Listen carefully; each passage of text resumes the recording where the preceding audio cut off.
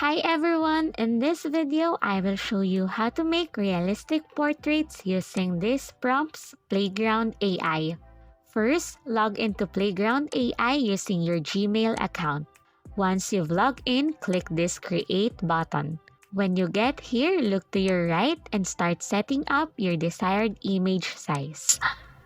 So we are going for 512 by 768. Set your prompt guidance to 10 and set your quality and details to 50.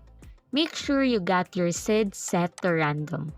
Now select whichever you want on the advanced options. But for now, we are going with Euler Ancestral. Set the number of image to 4, and then the more you set it, the better it gives you more options. At the bottom, set your session to private so all of your generated image will not set to public. Once you've set these parameters, look over to your left of the screen and we can start setting what's going to be on the image. For filter, we are going in with support as it creates the best portraits in my opinion for prompts. And negative prompts meaning remove from image. Once everything is set, hit generate. Depending on the size, sometimes the image takes time to appear.